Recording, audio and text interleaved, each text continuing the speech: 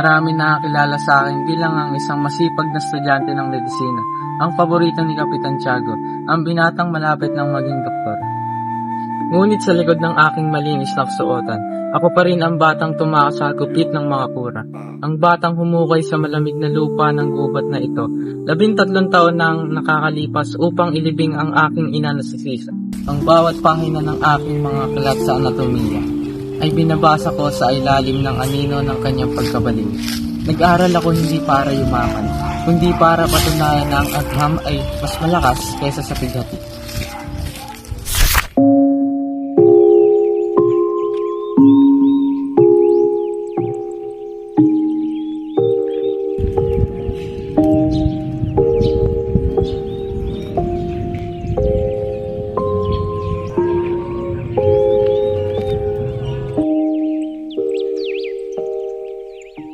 Nung bata pa ako, nakita ko kung paano nilamon ang sakit at kabaliwan ng aking ina at kung paano kitilin ng dahas ang aking kapatid.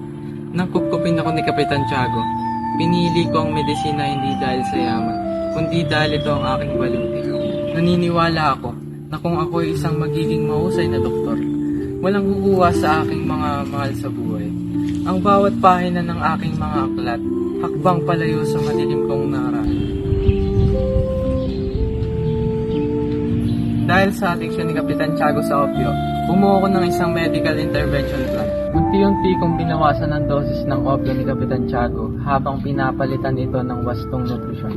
Sinubukan ko rin kontrolin ang kapaligiran ng pasyente upang hindi ito muling mahulog sa bisyo. Oh my God!